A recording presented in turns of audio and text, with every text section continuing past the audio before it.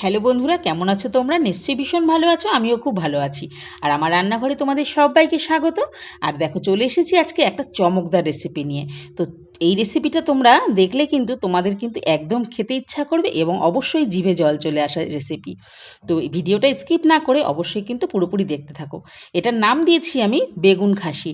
তো বেগুন খাসি কেন নাম দিয়েছি অবশ্যই তোমাদেরকে বলবো। তো তোমাদের আগে জানিয়ে দিই আমি এখানে কি কি মশলা ইউজ করব রান্নাটায়। দেখো, নুন নিয়ে নিয়েছি, হলুদ নিয়ে নিয়েছি, আর জিরা গুঁড়ো আর লঙ্কা গুঁড়ো। তো মশলাটা আমি রান্নার আগেই একটু জল দিয়ে মিশিয়ে রাখবো, কারণ রান্নাটা বাটা মশলা দিয়ে করলে ভীষণই ভালো হয়। তো বাটা মশলা দিয়ে আমি যেহেতু করব না, তোমরাও যারা না করবে বাটা মশলায় তারা কিন্তু মশলাটা জল দিয়ে আগে থাকতে এইভাবে ভিজিয়ে রাখবে, তাহলে বাটা মশলার টেস্ট এই রান্নাতে চলে আসবে। তো আমি এইভাবে মশলাটা জল দিয়ে ভিজিয়ে খানিকক্ষণ রেখে তারপরে আমি সবজিগুলো কেটে নিয়ে তারপরে আমি রান্নাটা কিন্তু বসিয়ে দেবো। এবার তোমরা ভালো করে দেখো, একটু স্কিপ না করে কিন্তু দেখো। তেল বসিয়ে বেগুনটা এই সাইজের কেটে নিয়ে বেগুনটাকে আমি একদম লাল করে ভেজে নিচ্ছি। এই সময় গ্যাসের ফ্লেমটা একদম কিন্তু ফুল রাখবে, যাতে বেগুনটা পুরোপুরি সেদ্ধ না হয়ে যায় এবং বেগুনে দাগ চলে আসে, মানে লালচে একটা কালার চলে আসবে বেগুনে। তো দেখো, গ্যাসের ফ্লেমটা আমি পুরো বাড়িয়ে দিয়ে কিন্তু বেগুনটাকে লাল লাল করে ভেজে নিয়েছি। এইবার আমি ভাজা হয়ে গেলে বেগুনটাকে আমি নামিয়ে নেব।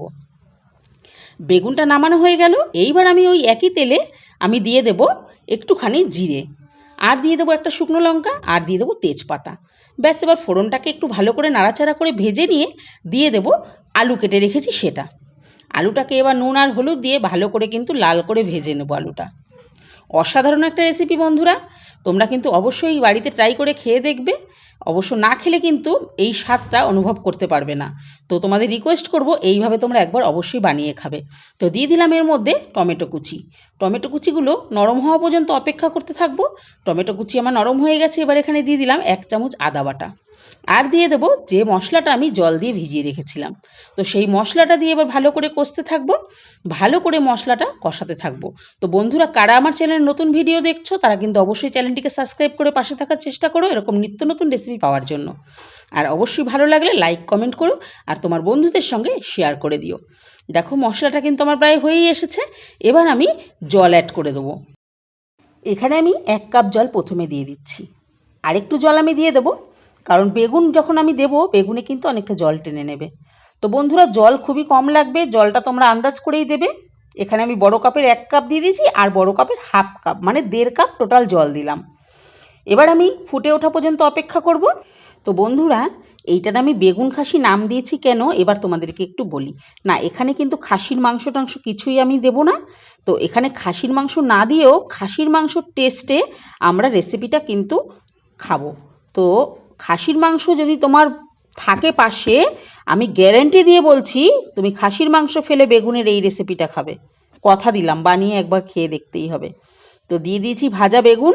এইবার বেগুনগুলোকে আমি ভালো করে একটু বসিয়ে নেবো, সেট করে বসিয়ে নিয়ে এইবার আমাকে একটু অপেক্ষা করতে হবে, গ্যাসটাকে একদম মিডিয়াম ফ্লেমে রেখে। তো চলো একটু অপেক্ষা করি। তো বন্ধুরা, বানাবে তো অবশ্যই কিন্তু বানাবে, আর কমেন্টে আমাকে অবশ্যই জানাবে যে রেসিপিটা কেমন দিলাম। তো রেসিপিটা কেমন দিলাম খেয়ে দিয়ে কিন্তু কমেন্ট জানাতে ভুলবে না। ঠিক আছে, দেখো রেসিপিটা আমার পুরো কমপ্লিট হয়ে গেছে। এইবার আমি একটুখানি গরম মশলা ওপর থেকে দিয়ে দেবো, দিয়ে ঢাকা দিয়ে কিছুক্ষণের জন্য বন্ধ করে রেখে দেবো, গরম মশলার গন্ধটা যাতে বেগুনের রেসিপিটার মধ্যে চলে যায়। তারপরে আমি গরম গরম ভাতের সাথে এটাকে সার্ভ করব।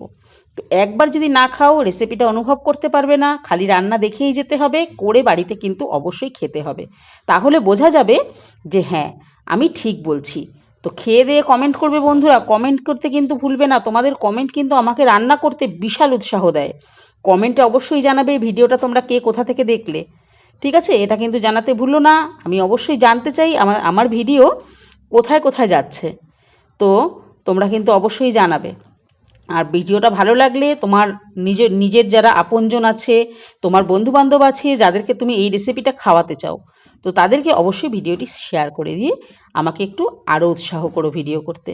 তো বন্ধুরা, ভালো থেকো, সুস্থ থেকো। আবার আসবো এরকম নতুন নতুন কারেন্ট রেসিপি নিয়ে। ততদিন তোমরা অপেক্ষা করো এবং আমার চ্যানেলটিকে অবশ্যই সাবস্ক্রাইব করে রেখো। প্লিজ প্লিজ প্লিজ অবশ্যই সাবস্ক্রাইব করে পাশে থেকো কিন্তু বন্ধুরা। আবার আসবো তোমাদের সঙ্গে, আবার কথা হবে, আবার দেখা হবে। ততদিন তোমরা সুস্থ থেকো, ভালো থেকো, টাটা।